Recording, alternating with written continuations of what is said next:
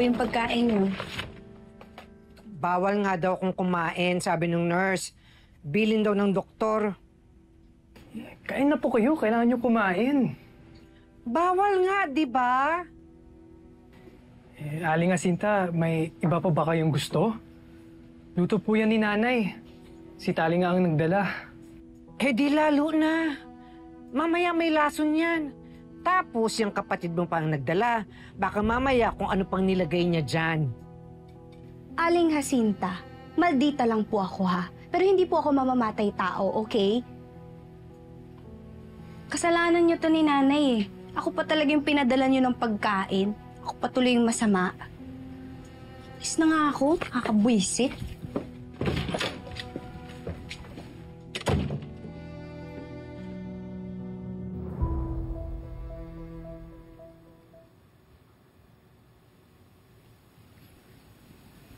Mommy, kamusta po si Dad? He's not doing well. Today was one of his lowest. Pero, di ba sabi niyo po sa kanya kanina na tutulungan niyo po siya? I will. But this time, I will need your help. Ako po, Mommy? Are you willing to do whatever it takes? Even if it means stepping out of your comfort zone. Of course. Anything for you and Dad. I don't want to see him hurt. You have such a good heart, anak. If there's anyone who can help your dad, it's you. Ano po gagawin ko, Mommy? Malalaman mo rin soon. Okay?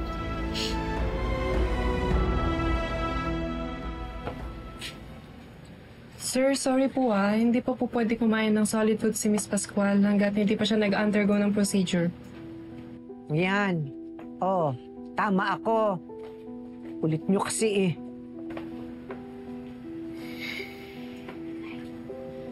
Babalik po ako Dadalhin ko po yung gamot ninyo.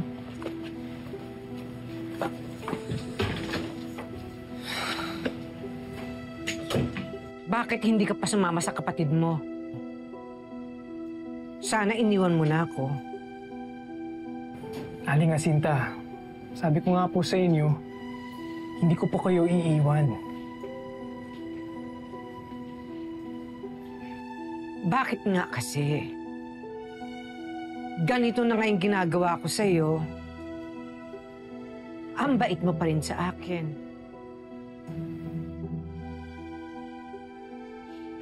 Aling Jacinta, alam ko kung bakit kayo nagkakaganyan. Dahil may sakit po kayo. Pamilya na ang turing ko sa inyo.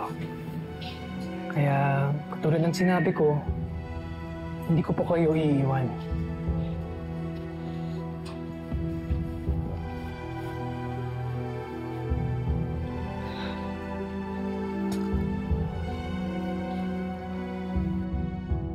Mabuti si ate okay na kalagayan niya.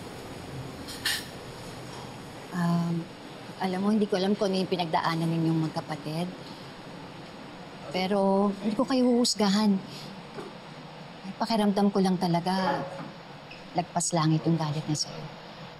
Hindi ko siya masisisi kasi talagang may kasalanan naman ako sa kanya. Humingi ka ng tawad sa kanya. Kung kinakailangan mo lumuhod, lumuhod ka. Tapos tanggapin mo yung mga masasakit na salita na sasabihin niya sa'yo. Ano, pakiramdam ko talaga, sobrang nasaktan yung ate mo. Gagawin ko naman talaga yun, Rosel. Pero siyempre, mas importante sa akin na malaman na okay siya.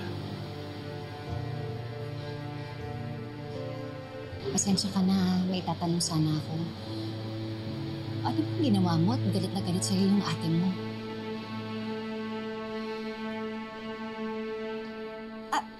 Ito, okay lang. Okay lang kung hindi mo sabihin sa akin, naiintindihan ko naman. Ang mahalaga, inamin mo na ikaw ang may kasalanan. Salamat, Rosel. Naintindihan mo ako. No? Alam mo, napakabait mo. Napakaswerte nung lalaking mamahalin mo.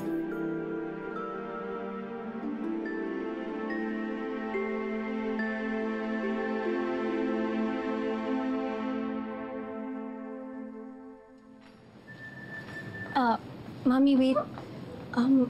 Ano po ba meron at pinaayusan niyo po ako? May event po ba? Asan nga po ba si Daddy? Putam naman po siya, no?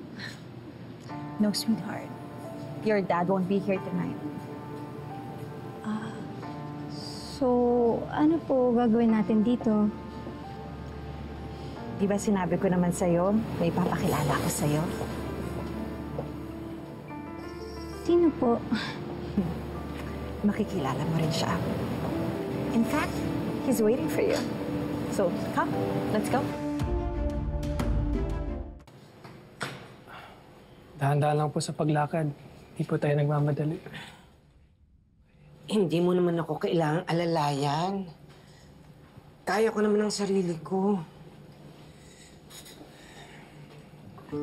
Inabayaan ko kayo kanina. Muntik na kayo matumba. Okay na po ito. Ay.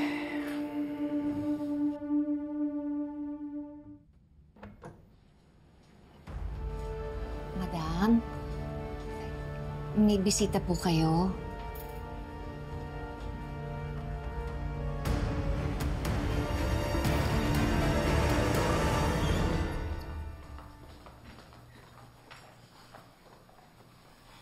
Mami, kinakabahan po ako.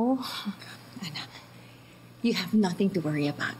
You know, he's kind, he's generous. I'm sure you will like him.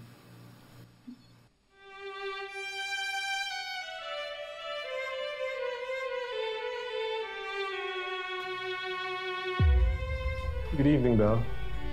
Good evening po.